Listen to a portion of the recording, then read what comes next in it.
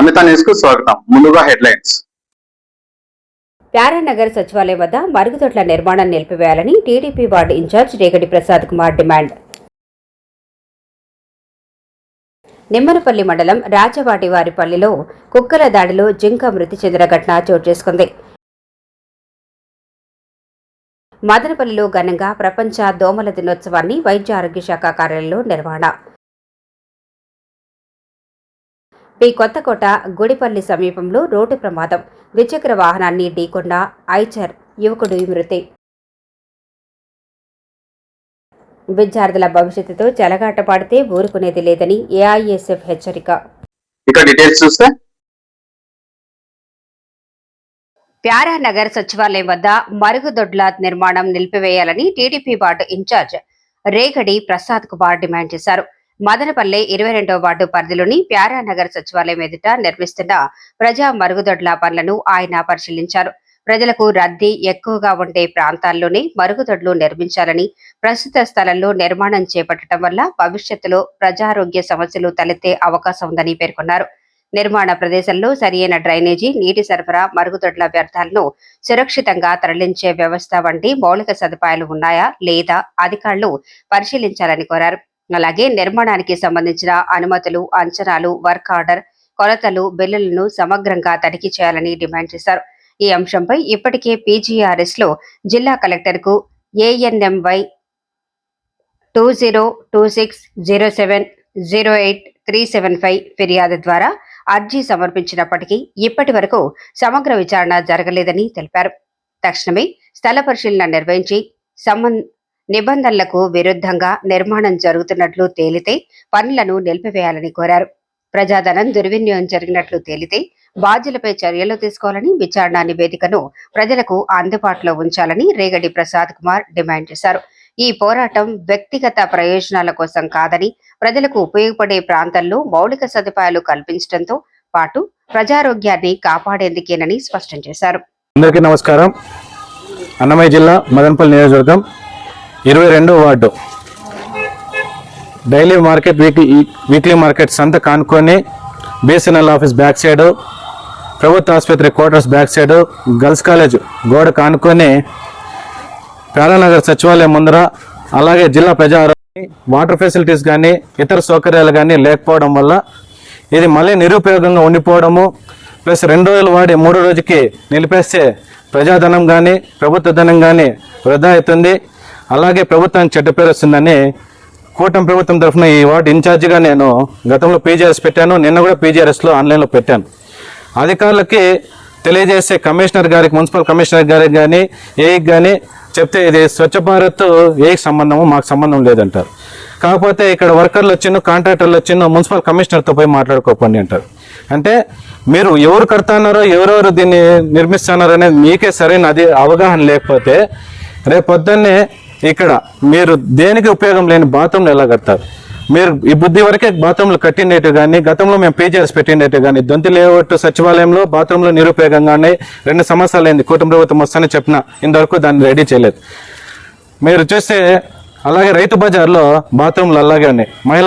మహిళలు చాలా మంది మాతో మొరబెట్టుకున్నారు, అన్న మేము తెల్ల నుండి సాయంత్రం వరకు ఇక్కడికి వచ్చి కూరగాయలు అవన్నీ తీసి పెట్టుకుంటాము, మాకు బయట బాత్రూంలు వాటికి ఉపయోగించుకోవాలంటే లేవు, ఇక్కడ మా కడుపు ఉబ్బిపోతూ ఉంటుంది, ఇక్కడ ఉండే బాత్రూంలు చూస్తే పూర్తిగా గబ్బు పట్టిపోయింది అనేసి. మీరు బెంగళూరు బస్ స్టాండ్లో బాత్రూంలు చూస్తే పెట్రోల్ బంక్ మూసేసిన పక్కనే యూరిన్ పోస్తున్నారు. అలాగే MSR థియేటర్ పక్కన కూడా నేను పీజీఆర్ఎస్ పెట్టాను, అక్కడ కూడా బాత్రూమ్ యూరిన్ పోస్తున్నారు. మీరేమో తొట్లు పెట్టినారు, చెట్లు పెట్టినారు, తొట్లు మాయమైపోయినాయి, చెట్లు కలిపిపోయినాయి, యూరిన్ పోస్తానే ఉన్నారు అక్కడ. అలాగే గతంలో ఇండ్ల కాడ గుళ్ళ కానుకొని మీరు బాత్రూమ్లు నిర్మించడానికి ప్రపోజల్ తీసుకొని వస్తారు.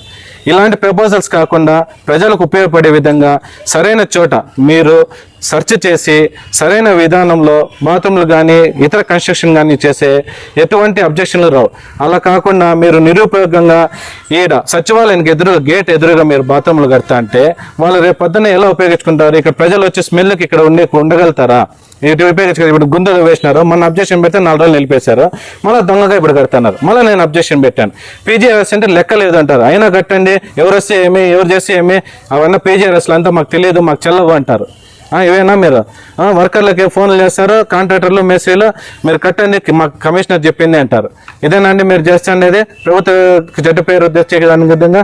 కాబట్టి వెంటనే ఈ వర్క్ని నిలిపేసి ప్రజలకి ఉపయోగపడే విధంగా ప్రభుత్వ ధనము సరైన విధానంలో ఉపయోగపడే విధంగా చేయాలని చెప్పి కోరుకుంటూ ఈ వర్క్ నిలిపేయాలని చెప్పి మేము డిమాండ్ చేస్తూ ఈ విషయాన్ని ప్రజల దృష్టికి ప్రభుత్వ దృష్టికి తీసుకెళ్లాలని చెప్పి మా ప్రయత్నము.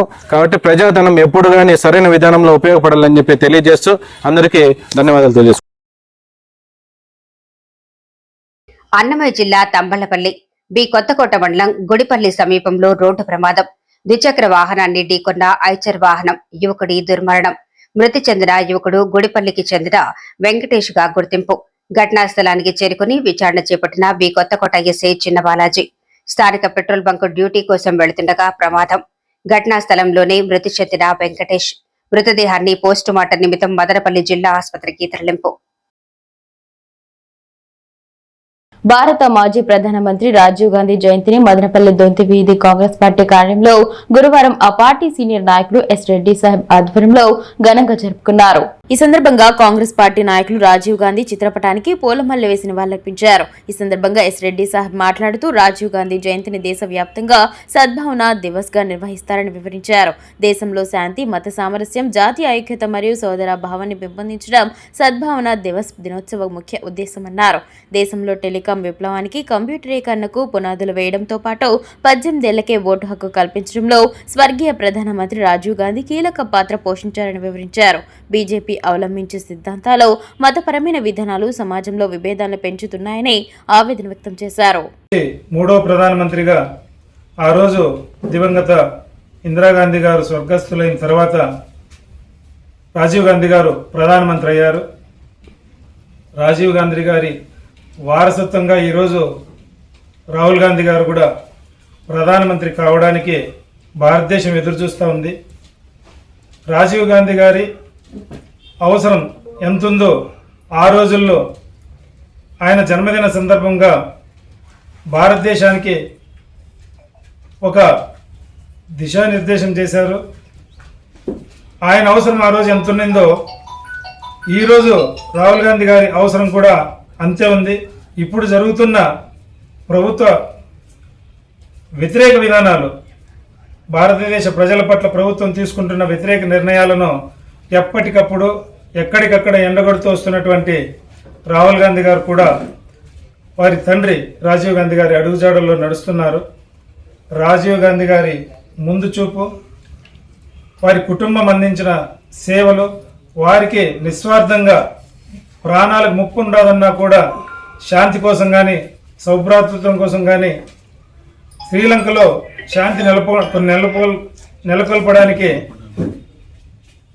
ఆ రోజు ఆయన తీసుకున్న నిర్ణయం ప్రాణాల మీదకి తెచ్చింది. అయినా కూడా లెక్క చేయకుండా ఆ రోజు నుంచి ఈ రోజు వరకు కూడా గాంధీ కుటుంబం భారతదేశ అభివృద్ధి కోసమే, భారతదేశ ప్రజల కోసమే నిలబడిన గొప్ప కుటుంబం.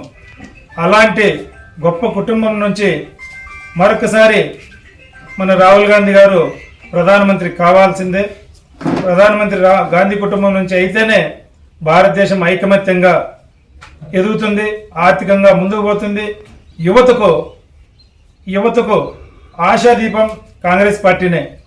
ఎంతోమంది ఉద్యోగాలు లేకుండా అన్నారు. ప్రస్తుత ప్రభుత్వంలోకి వచ్చిన 2012లో ప్రతి సంవత్సరం 2 లక్షల మందికి దేశం యావత్తు ఉద్యోగాలు ఇస్తుందని చెప్పిన బీజేపీ ప్రభుత్వం 12 సంవత్సరాలు పూర్తి అయిపోయి 13వ సంవత్సరం జరుగుతుంది. 24 లక్షల మందికి ఇప్పటికీ ఉద్యోగాలు ఇచ్చిండల్లా. కానీ కనీసం అంటే 50,000 మందికి కూడా ఉద్యోగాలు ఇచ్చిన పాపాన పోలేదు. యువత ఉద్యోగాలు లేక అల్లాడుతున్నారు. ఆర్థికంగా దేశ ప్రజలు సతమతమవుతున్నారు. ఈ సందర్భంలో మనం రాజీవ్ గాంధీ గారిని ఏ విధంగా అయితే గుర్తు చేసుకుని భారతదేశ పునాదుల్లాగా భారతదేశానికి పునాది వేశారో వైజ్ఞానికంగా యువతకు, అదేవిధంగా మరొకసారి మనం కాంగ్రెస్ పార్టీని ముందుకు తీసుకెళ్లాలా. రాహుల్ గాంధీ గారిని గాంధీ కుటుంబం నుంచి ప్రధానమంత్రిని చేసుకుంటేనే భారతదేశం బతికి గడ్డగడుతుంది. లేదంటే చాలా వినాశనానికి ఇప్పుడు మనం పరుగులు తీస్తున్నాం. దాన్ని అడ్డుకట్ట వేయాలి. యువతకు మంచి భవిష్యత్తును అందివ్వాలని చెప్పి ఈరోజు రాజీవ్ గాంధీ గారి జయంతి సందర్భంగా మరొక్కసారి ప్రతి ఒక్కరికి తెలియజేసుకుంటూ నేను సెలవు తీసుకుంటున్నాను. మదనపల్లిలో ఘనంగా ప్రపంచ దోమల దినోత్సవం నిర్వహించారు. అన్నమయ్య జిల్లా కేంద్రం మదనపల్లిలో జిల్లా వైద్య ఆరోగ్య శాఖ కార్యాలయంలో జోనల్ మలేరియా అధికారి డాక్టర్ నిర్మల్ అలెగ్జాండర్, జిల్లా మలేరియా అధికారి రామచంద్రారెడ్డి ఆధ్వర్యంలో ప్రపంచ దోమల దినోత్సవాన్ని నిర్వహించారు. ఈ సందర్భంగా deputy health education officer Mohammed Rafi దోమల ద్వారా వ్యాపించే వ్యాధులపై అవగాహన కల్పించారు. మలేరియా వ్యాధి ఆడ అనాఫిలిస్ దోమ ద్వారా వ్యాప్తి చెందుతుందని 1897లో సర్ రొనాల్డ్ రాజ్ గుర్తించారని, ఈ పరిశోధనకు గాను 1902లో ఆయనకు నోబెల్ బహుమతి లభించిందని అధికారులు తెలిపారు. దోమల నియంత్రణ ద్వారా మలేరియా కేసులను తగ్గించవచ్చని, దోమలు లేని ఆరోగ్యకరమైన సమాజం కోసం ప్రతి ఒక్కరూ కృషి చేయాలని పిలుపునిచ్చారు. అనంతరం కరపత్రాలు పంపిణీ చేసి అవగాహన ర్యాలీ నిర్వహించడంతో పాటు ప్రతిజ్ఞ చేశారు. ఈ కార్యక్రమంలో వైద్య సిబ్బంది, ఏఎన్ఎంలు, ఆశా కార్యకర్తలు పాల్గొన్నారు. మన చేతుల్లో ఉంది. ఇంటి చుట్టూ మురుగునీరు అంటు వ్యాధులతో ఎందుకు పోరు? ఆరోగ్య శాఖ పంతం, దోమలు అంతం, ఒక్కటే మాట, పరిశుభ్రత బాట. కుక్కల దాడిలో మృతి చెందిన జింక. నిమ్మనపల్లి మండలం రాజవేటివారిపల్లిలో కుక్కల దాడిలో జింక మృతి చెందింది. కొండ ప్రాంతం నుంచి దారి తప్పి గ్రామ సమీపానికి వచ్చిన జింకపై కుక్కలు దాడి చేయడంతో మృతి చెందిన ఘటన చోటు చేసుకుంది. రాజవేటివారిపల్లె పంచాయతీ పరిధిలోని గుండ్లపురుజు మలుపు వద్ద ఈ ఘటన జరిగినట్లు అటవీశాఖ అధికారులు తెలిపారు. బుధవారం అర్ధరాత్రి సమయంలో ఈ ఘటన జరిగి ఉండవచ్చని అధికారులు భావిస్తున్నారు. సమాచారం అందుకున్న అటవీశాఖ, పశు సంరక్షణ శాఖ అధికారులు గ్రామస్తుల సమక్షంలో జింకకు శవ పరీక్ష నిర్వహించారు. అనంతరం అటవీశాఖ నిబంధనల ప్రకారం జింక మృతదేహాన్ని ఖననం చేసినట్లు అధికారులు తెలిపారు.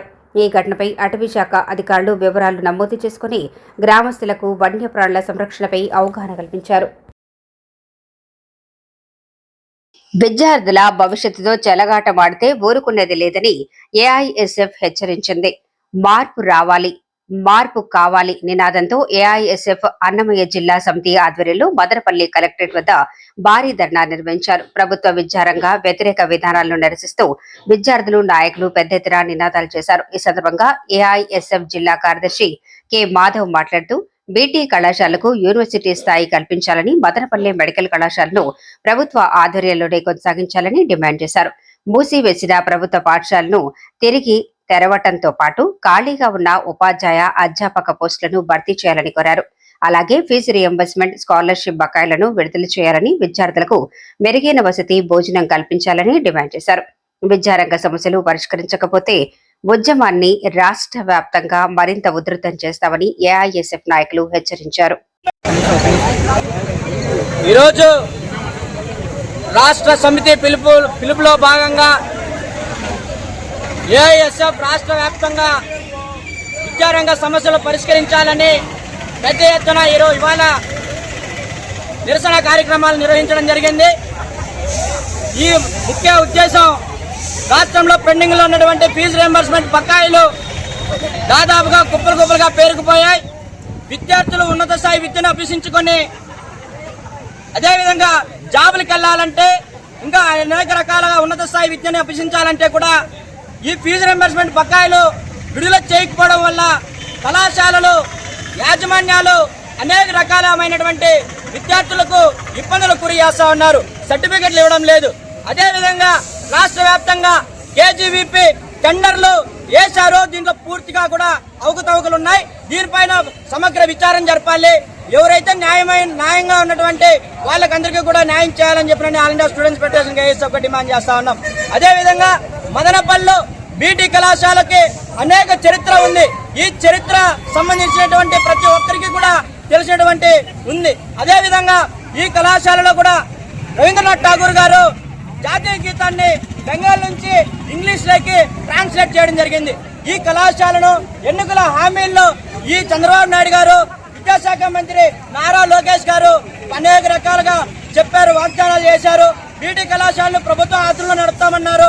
ప్రభుత్వ ఆధునంలో నడుపుతూనే బీటీ కళాశాలకు యూనివర్సిటీ స్థాయి కల్పించి దానికి అభివృద్ధి నిధులు కూడా కేటాయిస్తామని చెప్పారు. కానీ ఈ రోజు ఆ బీటీ కళాశాల ఆస్తులు కూడా ఈరోజు ప్రభుత్వం స్వాధీనం చేసుకునేటువంటి పరిస్థితి లేదు. అదేవిధంగా మదనపల్లిలో మెడికల్ కళాశాల ఈ బోధనేతర కళాశాలలో ఈ కళాశాలలో అనేక మంది పేద బడుగు బలహీన వర్గాలకు చెందినటువంటి పేద విద్యార్థులు విద్యను అభ్యసించాలంటే ఈ రోజు కోట్ల రూపాయలు పెట్టేటువంటి పరిస్థితి. ఈ ట్రిపుల్ పి విధానాన్ని తీసుకొచ్చారు.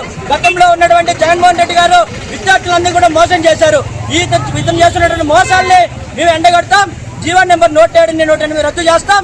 ఈ మెడికల్ కళాశాలని ప్రతి ఒక్క విద్యార్థికి అందుబాటులో తెస్తామని చెప్పినటువంటి ఈ గౌరవ నారా లోకేష్ గారు ఈ రోజు అదే కళాశాలని ఈరోజు ట్రిపుల్ పిన్ తెచ్చి అందరికీ కూడా పార్ట్నర్షిప్ లో ఇచ్చి పబ్లిక్ ప్రైవేట్ పార్ట్నర్షిప్ అనే పేరుతో కార్పొరేట్ శక్తులకు దారాదత్తం చేస్తా ఉన్నారు. ఖబర్దార్ నారా లోకేష్ గారు ఇప్పటికైనా విద్యార్థుల సమస్యలు పట్టించుకొని ఈ కళాశాలకు యూనివర్సిటీ స్థాయిని బీటీ కళాశాలకు అదేవిధంగా ట్రిపుల్ పిని రద్దు చేసి మదనపల్లి ప్రభుత్వ మెడికల్ కళాశాలని పేద విద్యార్థులకు అందించకపోతే పెద్ద ఎత్తున ఏఎస్ఎఫ్ ఆధ్వర్యంలో పెద్ద ఎత్తున నిరసన కార్యక్రమాలు చేసి మీ యొక్క విద్యాశాఖ మంత్రి పదవిని ఓడగొట్టే విధంగా ఎన్డీఏ కూటమి ప్రభుత్వాన్ని గద్దె దించే విధంగా ఏఎస్ఎఫ్ పోరాటం చేస్తుందని ఈ సందర్భంగా ఎన్డీఏ కూటమి ప్రభుత్వానికి హెచ్చరిక జారీ చేస్తా ఉన్నాం. నమిత న్యూస్ వార్తలు ఇతరులతో సమాప్తం. తిరిగి రేపటి బులెటిన్లో కలుసుకుందాం. అంతవరకు సెలవు. నమస్కారం.